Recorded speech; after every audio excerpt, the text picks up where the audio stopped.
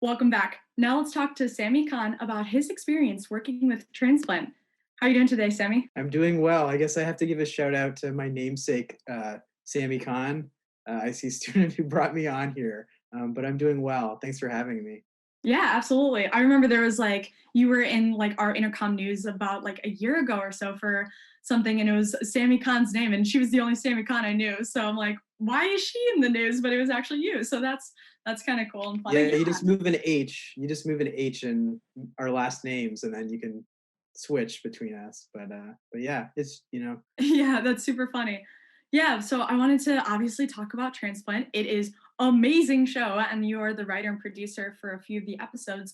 So if you don't mind like talking to us about the process and like going about the production of the show. Yeah, so I mean, I was actually brought on in 2017 by Joe Kay, the creator and showrunner, and Tara Woodbury, who's an executive at Sphere, who's the production company that produces the show. I'm Muslim. I'm a brown guy. I grew up in a small town. My dad was an immigrant doctor. So there, going back to Kismet, there were just all of these sort of similarities between my own story and what they were trying to do with the show and Bash, the lead character. So back then, we had just a few people come together for a week or two in Toronto, and talk through the pilot episode, which was already in great shape, and sort of figure out what a season might look like, what a full season of the show might look like. And to be honest, almost all of it changed, aside from the main characters. And then about a year later, maybe 14 months later, I got word that they got the green light from the network, that CTV, the Canadian network, and NBC Universal were picking it up, and they wanted to bring me on to help them with the first season. And now, actually, we're on to the second season, which hopefully will air in the US next year, next September, knock on wood. Yeah, wow, that's so exciting. You had mentioned it like it kind of started in 2017 and like upon its release, it like definitely came out during like a pretty urgent and tense time, like especially within the United States, with everything going on and like the political tensions. But what does this show mean to you? It means a lot. When I was at IC, I mean, you know what year I graduated, so you know how old I am, everybody. But it was during 9/11, right? And I was Muslim, so you not only had to deal with the trauma of the day itself and the incredible loss of life, and just trying to process that tragedy, but then there was also the backlash and the aftermath. And that was when I was trying to find my voice as a filmmaker, trying to figure out what I could do with film, with both scripted and documentary. So at the time, I think I just couldn't hold it as an artist, as a documentarian, as a filmmaker, and it took me a while to figure out. Okay, so I want to explore both, kind of emotional journeys for characters, but also infuse my work with politics, but not have it be in a really like hitting you over the head with a hammer way, but in a subtle way, where it's not preachy. It just, it's sort of, you empathize with the character and you understand where you're coming from. And with Bash, this character that Joe Kay had created, he had done that. Here's a refugee story. Here's a person, and you empathize with this character. And it's really remarkable how the show has resonated. My wife's aunt, who is a Trump supporter in Ohio, texts her every week saying, "Oh, I love the show," and it has an ability, like using narrative, using storytelling, has a remarkable ability to foster empathy and build community. And I think that's really, really important for me as a storyteller. Yeah, absolutely. And like when I was just watching the first episode and also like reading the synopsis of the show, the storytelling is so strong and it definitely like represents a community that is very underrepresented in like United States television and film production. So I think it's like really amazing. But to go into like finding your voice, and also you had mentioned like being at Ithaca College, like as you graduated in '03 with cinema photo, and then you also went on to Columbia, which is awesome to for your MFA in film. So did Ithaca play a role in like finding your voice, and also how did Ithaca help you launch your career in production? Yeah, you know, the place at Ithaca, I mean, I had a great experience. Of, you know, some of my best friends to this very day are people I met at IC. And like the coursework was good. But honestly, like the place where I learned the most was I worked at the Ithacan. I was an editor at the Ithacan, and I was like a columnist.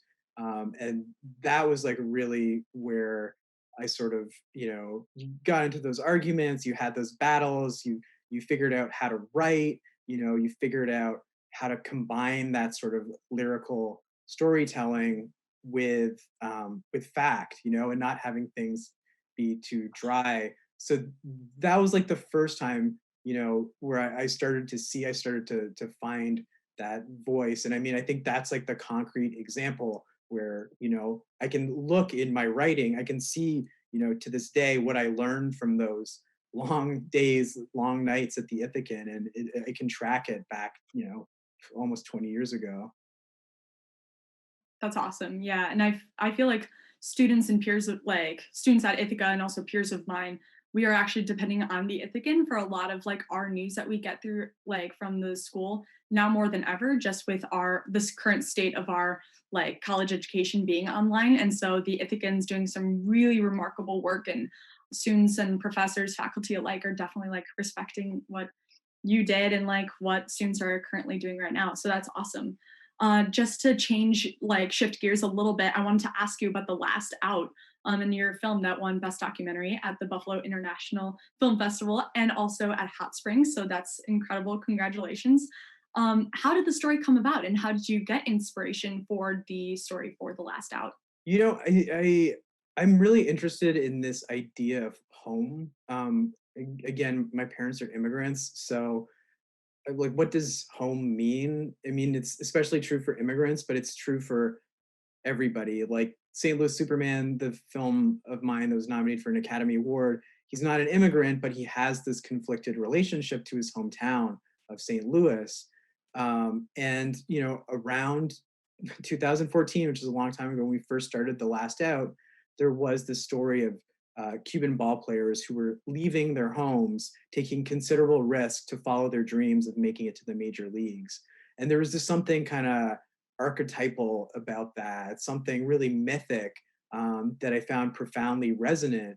And going back to this idea of, you know, empathy, trying to foster empathy, I saw an opportunity to try and tell a different kind of immigrant story, you know, to kind of Trojan horse the audience to think, okay, this is like a sports story. I'm watching a sports story, but actually it's not. It's really an immigrant story about, again, these guys taking considerable risks and chasing demand, you know, coming to the US because there's the promise of millions and millions of dollars.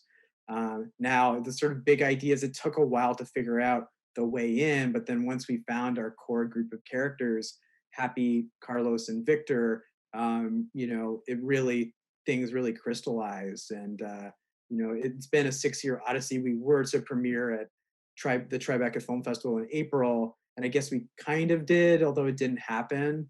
But hopefully, you know, in the next couple months, as things there's more certainty with the business, we can find a home for the film, and sell it through our sales agents in Hollywood. Yeah, absolutely. And your documentary and also the work that you do on transplant just really hits home like how important it is to have powerful storytelling in today's media. So let's actually take a look at a clip from Transplant.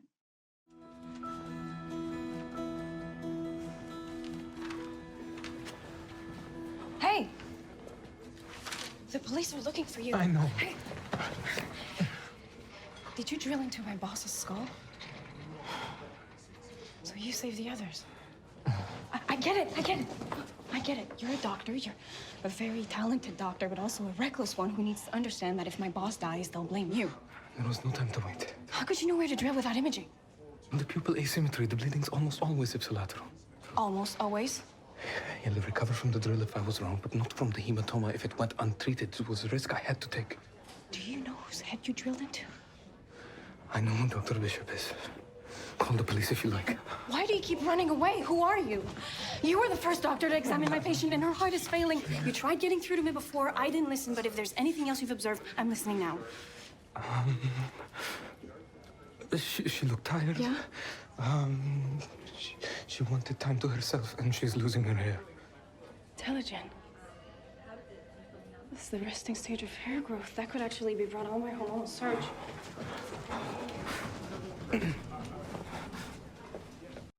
That concludes our show for the night. Special thanks to Sami Khan for coming in to talk to us. Thank you so much, Sami. This was a pleasure speaking to you tonight.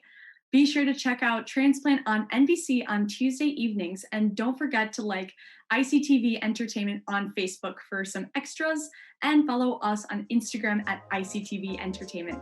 See you next time, and who knows, maybe you could be in the director's chair.